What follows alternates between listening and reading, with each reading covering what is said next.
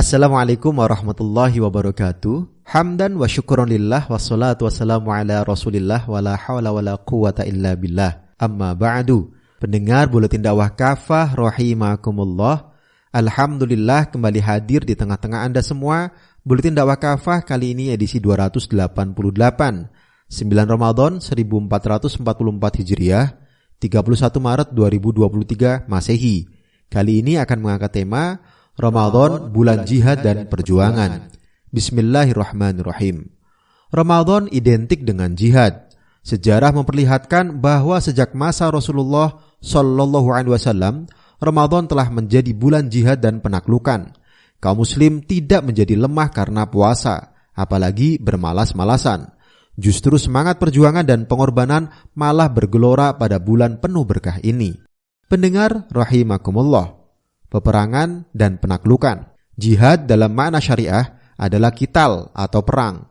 Tidak ada makna selain itu. Ibnu Rajab Al-Hambali menjelaskan bahwa jihad adalah mengerahkan usaha dalam memerangi kaum kafir. Dikutip dari Fathul Bari jilid 3 halaman 6.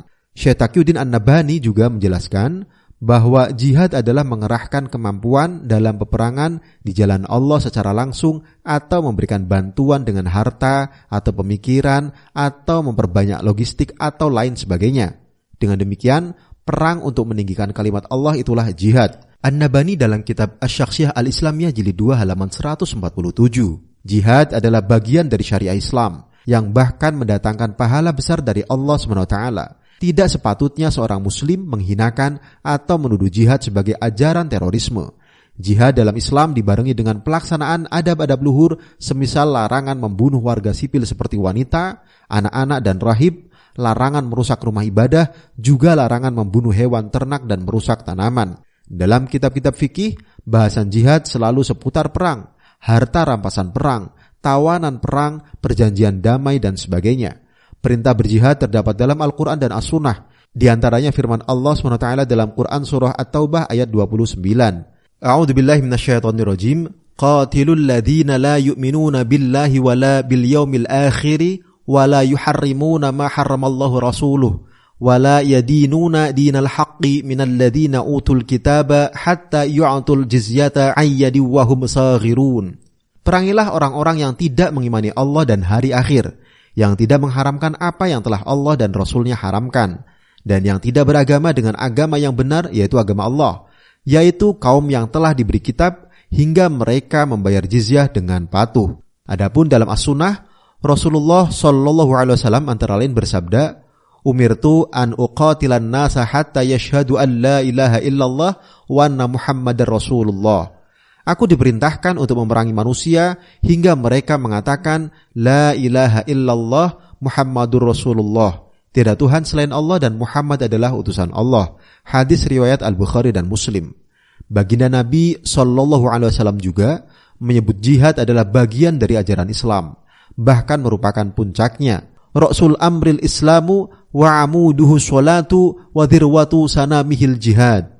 Pokok dari perkara agama adalah Islam, tiangnya adalah sholat dan puncaknya adalah jihad. Hadis riwayat At-Tirmizi. Terdapat banyak pujian dari Allah dan Rasulnya bagi kaum muslim yang menunaikan jihad fisabilillah. Di antaranya Allah SWT berfirman dalam Quran Surah At-Taubah ayat 111. A'udzubillahi minasyaitonirrajim. Innallaha ashtara minal mu'minina anfusahum wa amwalahum bi'anna lahumul jannah. Yuqatiluna fi sabilillahi fayaqtuluna wa yuqtalun. Sungguh Allah telah membeli dari kaum mukmin baik diri maupun harta mereka dengan bayaran surga untuk mereka. Mereka berperang di jalan Allah hingga mereka membunuh atau terbunuh. Nabi SAW menyebut orang yang berjihad fi sabilillah tidak akan masuk neraka. La yajtami'u ghubarun fi sabilillahi wa dukhanu jahannam. Tidak akan berkumpul menjadi satu debu di jalan Allah dengan asap neraka. Hadis riwayat At-Tirmizi. Nabi SAW juga bersabda, Inna abwabal jannati tahta dhilalis suyuf.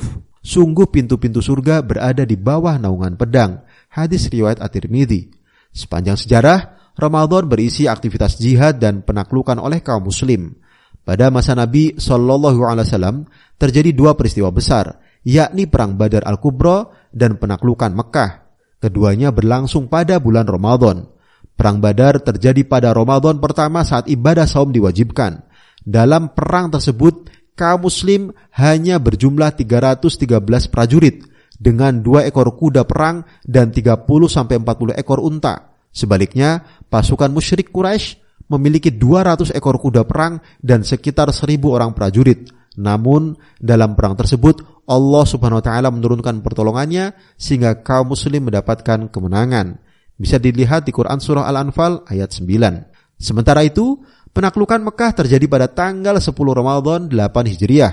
Rasulullah Shallallahu Alaihi Wasallam beserta 10.000 pasukan bergerak dari Madinah menuju Mekah. Beliau dan pasukan kaum muslim dapat menguasai Mekah secara keseluruhan tanpa pertumpahan darah sedikit pun, sekaligus menghancurkan berhala yang ditempatkan di dalam dan sekitar Ka'bah. Perang besar lain yang terjadi pada bulan Ramadan adalah Perang Hittin. Saat itu, umat Islam yang dipimpin oleh Salahuddin Al-Ayyubi melawan kerajaan Salib berhasil merebut kembali Yerusalem pada saat Perang Salib yang ketiga. Perang ini terjadi pada musim panas pada bulan Ramadan 4 Juli 1187 Masehi. Wilayah Tiberias di dekat kota Hittin, Israel sekarang adalah medan laga antara pasukan muslim dan para pembela salib ini. Dalam perang Hittin ini, pasukan Salahuddin Al-Ayyubi berhasil menghancurkan pasukan salib dan merebut kembali Yerusalem. Pasukan Islam juga berhasil menghancurkan faksi Chatillon pimpinan Reynald dari Prancis yang telah menyiapkan pasukan untuk menyerang Mekah. Perang besar lain yang terjadi pada bulan Ramadan adalah Perang Ain Jalut melawan invasi pasukan Mongol yang berhasil menghancurkan Khilafah Abbasiyah di Baghdad. Pada 15 Ramadan 658 Hijriah, pasukan kaum muslim bangkit dan melakukan perlawanan. Pasukan kaum muslim bersama para ulama di bawah pimpinan Sultan Qutus dari dinasti Mamluk Mesir berangkat ke Palestina setelah Mongol menguasai wilayah tersebut. Kedua pihak bertemu di Ain Jalut. Kemenangan diraih kaum muslim yang sekaligus mengakhiri kekuasaan Mongol. Inilah sebagian dari perang dan penaklukan yang terjadi pada bulan Ramadan. Selain menjalankan ibadah saum, kaum muslim juga berjuang mengorbankan jiwa dan raga mereka. Pendengar rahimakumullah, umat perlu pembebasan. Perintah jihad tidak terhapus sekalipun saat ini kaum muslim tidak lagi memiliki kekhilafahan untuk memimpin mereka. Kewajiban berjihad berlanjut terus hingga hari kiamat sebagaimana sabda Nabi sallallahu alaihi wasallam. Al-jihada madhin mundu ba'thillahi rasulahu ila akhiri isobatin minal muslimina yuqatiluna ad-dajjal. Jihad itu berlangsung sejak Allah mengutus Rasulnya hingga generasi kaum muslim terakhir memerangi Dajjal. Hadis riwayat Abu Dawud.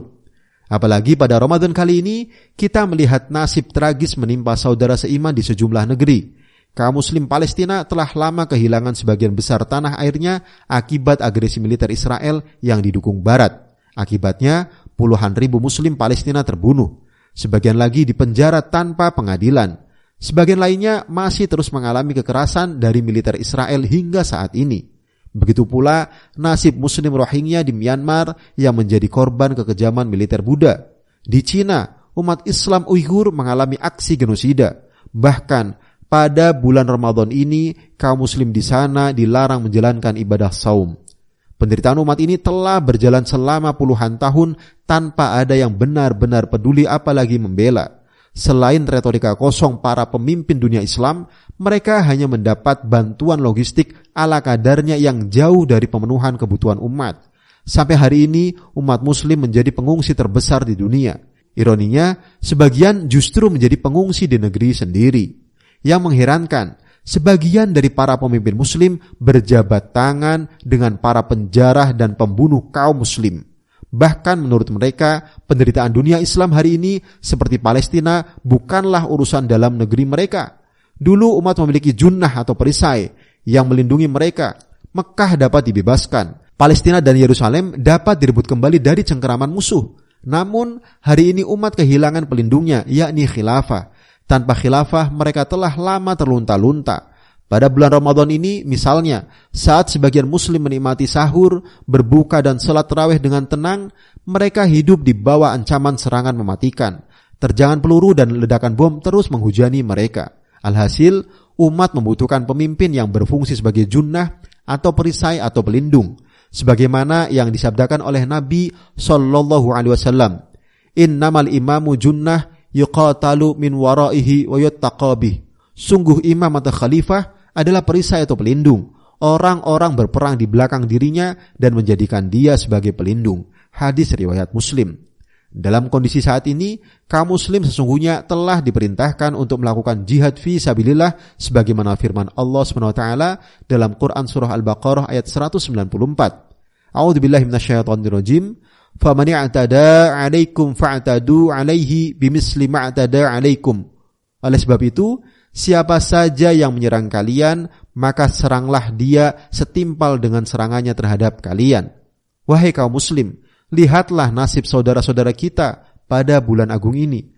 Sebagian dari mereka tertindas dan diperangi di negeri mereka sendiri. Sampai hari ini tak ada yang menolong dan membebaskan mereka. Pada saat yang sama kita dapat makan dan minum dengan leluasa. Padahal Allah SWT telah memerintahkan kita untuk menolong mereka. Dalam Quran surah Al-Anfal ayat 72, A'udzubillahi minasyaitonirrajim. Wa in istansarukum fid dini fa'alaikumun nasr. Jika mereka meminta tolong pada kalian dalam urusan pembelaan agama, maka kalian wajib menolong mereka. Wallahu a'lam bishawab. Demikian materi Buletin Dakwah Kafah edisi 288, Ramadan, bulan jihad dan perjuangan. Terima kasih. Wassalamualaikum warahmatullahi wabarakatuh.